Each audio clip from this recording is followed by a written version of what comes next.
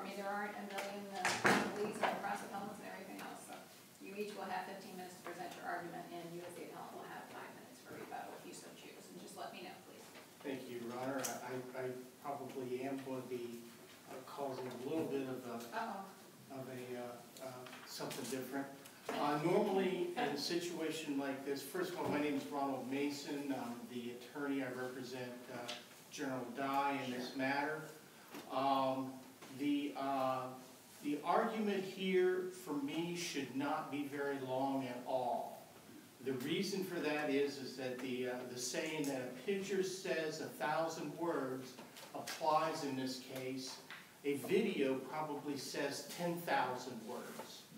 What I have done is, instead of bringing a big poster board to take a snapshot of the video for the screenshot, what I've done instead is just ask the court, I'm not putting this evidence, this came from the video, and just asking the court to just for a moment look at this, because this is our case, plain and simple.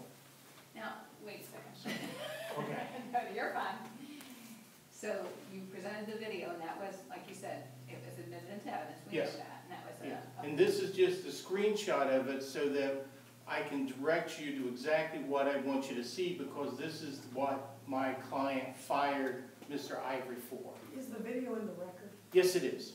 The video is in the record. Yes, and this is just a screenshot from that video, because the video is only like 5 or 6 seconds, and the screenshot is in second number 1. So you got to stop it real fast and pause it. But you didn't do the screenshot. You didn't admit that into evidence. No, Do I'm you have any objection? I have no objection. Okay, because ordinarily we don't.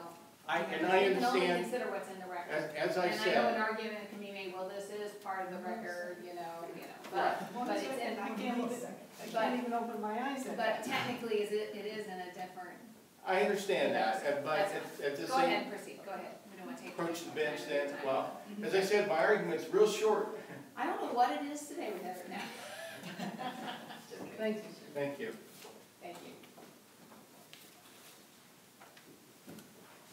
And if the court would look at this, this is the corner shot in the 1 second of the video showing the shutoff valve. This is the valve that, when turned down, the handle, as you can see, runs parallel with the pipe. And you're talking about this little Yes, piece, ma'am. this little piece right here. Yes, I am. Okay. And you can see the chain that drops down, that's the lockout, so that when you close the yes, ma'am. That pin goes through that hole. Yes, ma'am. And you're not able to move the lever. Yes. Got it, okay. And when you see the entire shot, you'll see that the video shows Mr. Ivory inside the machine, and the employee who was behind him saw what he was doing and took this video very quickly because he knew that he shouldn't be there. The reason for this, and the evidence in the record, is we've actually had an employee crushed in one of these machines. And when Mr. Ivory placed himself inside the machine without this valve being closed, all it had to do was somebody just bump the start button, and the machine would have applied probably, I don't remember now, it's in the record, the exact tonnage of pressure, because this is a press and an injection molding system. So he's videoing, the other employee is videoing. So the employee saw Mr. Ivory do this. He's much lower. He was a fairly new employee. Mr. Ivory's been there for a long time. He knew it was wrong, and he just took a quick video of what he did. And instead of warning him, he videos, because he could be crushed. This is just what the employee decided to do, and he explained why he did it in the record. And he's a new guy. He's a new guy. Mr. Ivory's been there for like 14 or 15 years. Okay. And so then that's in the record. So what we basically have is whether or not Mr. Ivory in fact violated the lockout tagout. It's that simple. And this video and this picture that is just part of that, if you just stop it and zoom it in and turn to there, you will see the exact same thing, because that's where I took it from. He did it. And it's extremely dangerous to do. He was on his last and final warning, And, you know, if the court in the state of Ohio wants to change the unemployment laws to say it doesn't matter what you do, if you get fired, you're entitled to unemployment, well, that's just fine. But for crying out loud, the hearing officer here went into this long dissertation about his NLRB activities and that somehow the company may be retaliating against him. Well, it's a fact, and it's now in the record, that if the court wants to look it up, it's in the record. The NLRB took one look at this video and dismissed his charge. Well, I thought the issue, though, before the hearing officer was the fact that there was conflicting testimony as to when it's in a locked or an unlocked position. That was the hearing officer's attempt to obfuscate the issue, because the witness testified clearly that it is closed when it is in a T shape. And what she was doing then was she was asking Mr. Ivory, and instead of Mr. Ivory saying yes when it's in a T shape, Mr. Ivory started talking about east and west and things like that, which is simply, you can make the argument east and west versus parallel versus north and south, up and down. Is it locked out when the pin is in the hole? It's locked out when the pin is in the hole. It's turned off when it's down. It's locked out when the pin's in the hole because you can't turn it up. And that is the air pressure that is when you hit the button, energizes, and boom, you know, that air hits that system, and Mr. Ivory is no more, and some poor slut has got to come back and clean it up. And that's actually happened at this company. So as far as we're concerned, you know, I'm not sure, you know, what the court's authority is when it looks at the evidence, but to simply maybe even remand whatever the court feels it has the power here to do. But this is just like, this is not just simply an abuse of discretion or anything else. This is clear and convincing evidence. I mean, there it is. This is the money shot. This is whatever you want to call it. This is what got him fired. And the client had this evidence. They looked at it and they said, there is no question he was inside this machine, and that was it. And that's it. And that's my case. So as I said, a picture says 1,000 words, a video says 10,000. He did it. He should have been denied his unemployment. He got it anyway. And all we're asking at this point in time is that the decision be reversed, and that, you know, whether or not you have the authority actually to reverse and do it, or whether you remand. I don't care. I'm just saying, would somebody please look at this thing, because this is what it is. And that's all I got. Thank you so much. I really greatly appreciate it.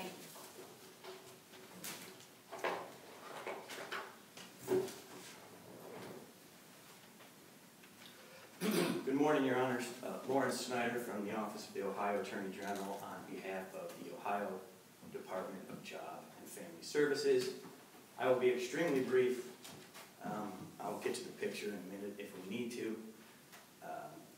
Our position is, well, I think it's succinctly stated in our brief, but this isn't a case about whether the latch was in the down or the up position. This isn't about whether that is just cause, because we never got to that determination.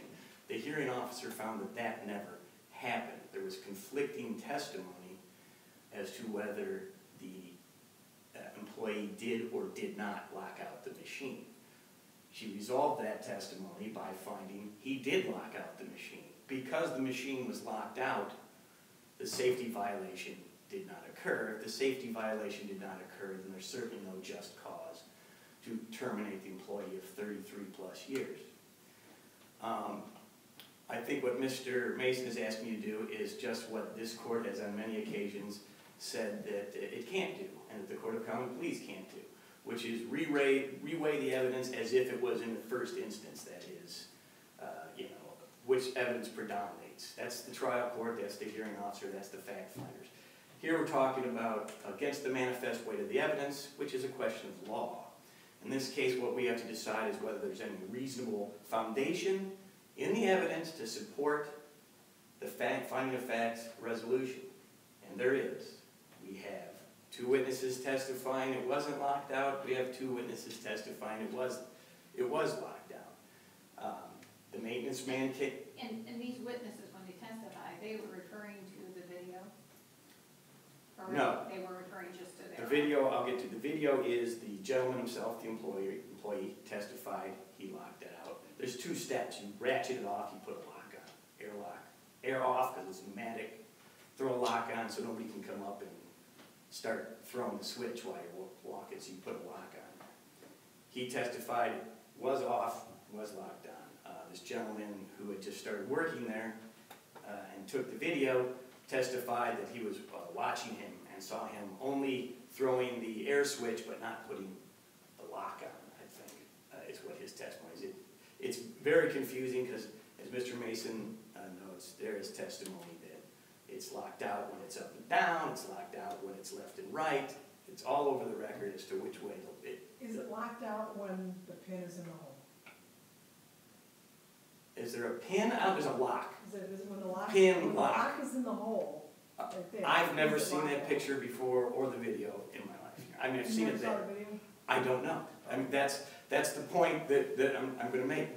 There is literally testimony, exact opposite. This means it's locked up, that means it's not.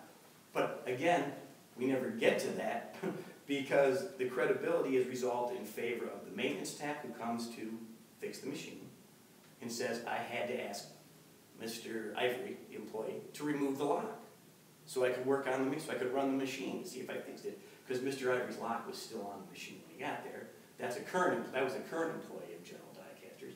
You have Mr. Ivory's testimony. It was locked out. You have two other people, exclusive of the video, the gentleman who took the video who said it wasn't locked out, and I think a floor supervisor, again, neither of whom stopped him from operating the machine, just observed. The video is addressed clearly in the decision. I think you're going to find the video was off of a flip, I don't know if it's a flip phone, but a cell phone.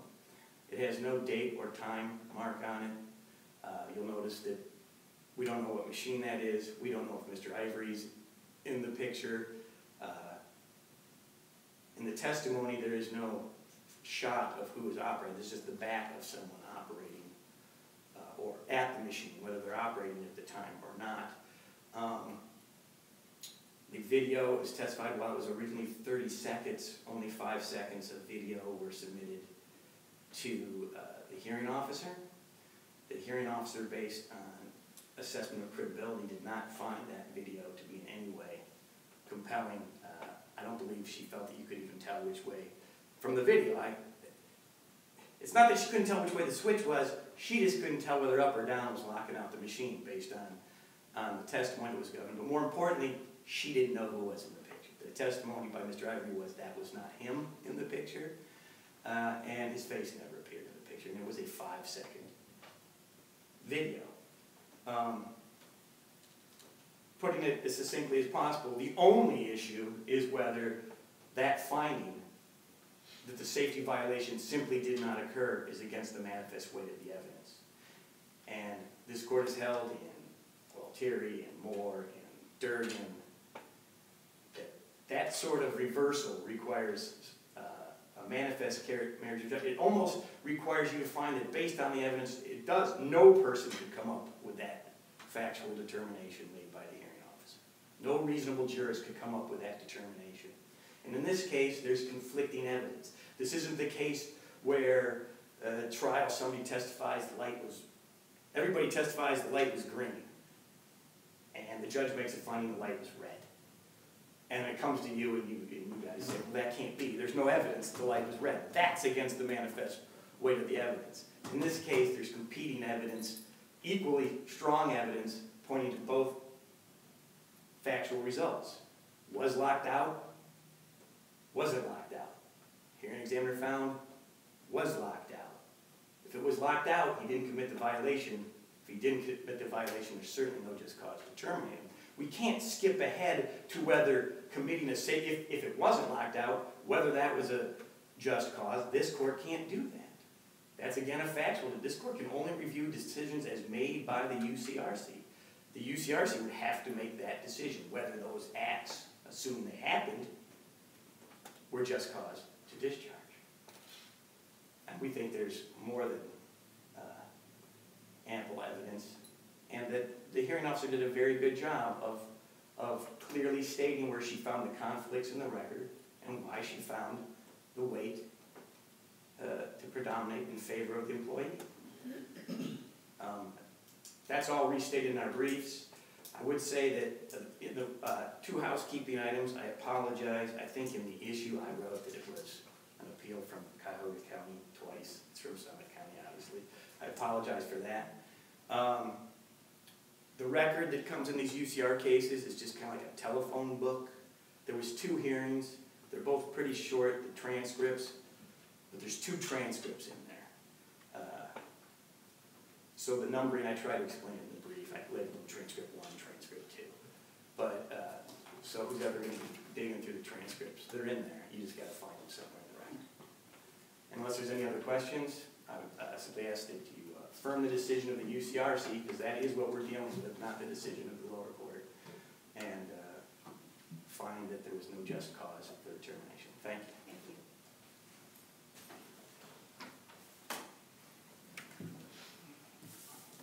Again, pretty short. The employee clearly testified that it was not locked out, and that was the reason why he took the video. And he clearly described that it being locked out was a T, so that the handle was down, pointing towards the ground. As far as the supervisor, he was a... But what if the trier of fact just says, I don't find him credible? Well, isn't that his or her prerogative?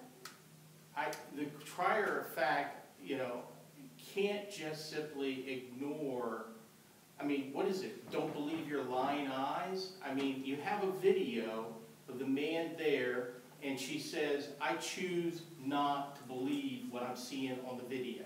Based on what he's telling, the video is actually portraying.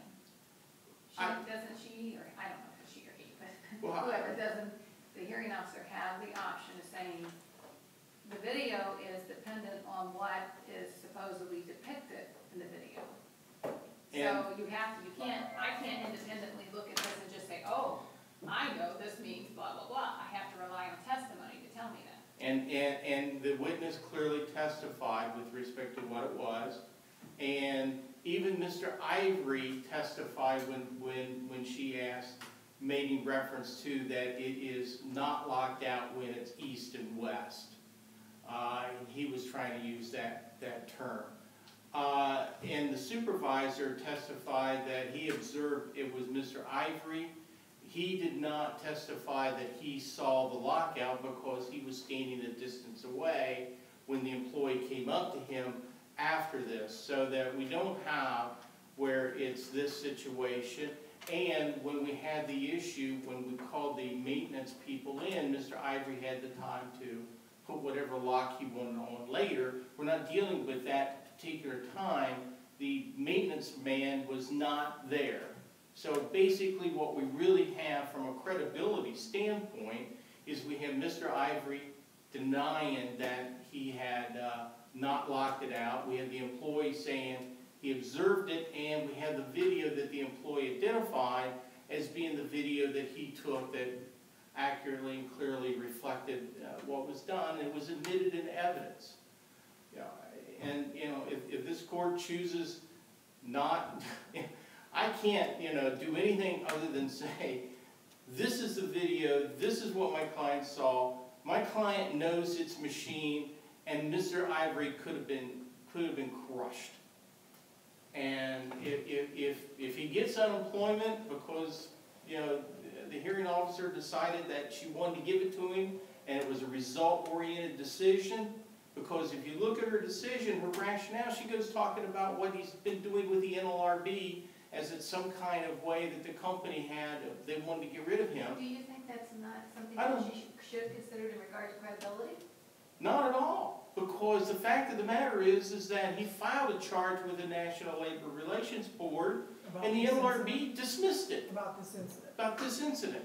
So that was something that was simply pending, that he was trying to say that they were trying to get him, and then she throws that in as some sort of rationale that the company had, and the NLRB had not made a decision, and when the NLRB finally did decide, the NLRB took it. That's not on our record, is it?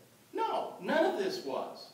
Because, I mean, no, but there was testimony about the NLRB. yeah, so what you're telling us now is not there. but it is a matter of public record, and if you go to the NLRB, A it's lot of there. things are public I records, understand. but we can't necessarily. I understand. It'd But- be easier for my job sometimes. I know, well, trust me, my job would be a lot easier too, when I go in and say, wow, you know, I've got a video showing that the guy's not locked out, you know, how easy is this case? And here I am before the Court of Appeals. Yeah, such is my life sometimes, representing companies and management labor issues, so. But anyways, thank you, Your Honor, I really do appreciate the fact that you're willing to listen to me and to take this. I'll take the photos back so that there won't be any dispute as to whether or not they somehow wound up someplace other than there. And I'm asking the court, 1 second, stop the video, focus down on the left just past Mr. Ivory's knee, and you'll see the exact same thing that you'll see there. You have to do it a few times before you get it clear, but I was able to do it, and I'm not that good of a computer person. Thank you. Well, thank you. Thank you both gentlemen for your presentations. Thank you. The court will take the matter under advisement and will send the party, sir. Just want to let you know you're going to get something in the mail and that you can check the Supreme Court website and our website. Thank you. Thank you. All right, have a good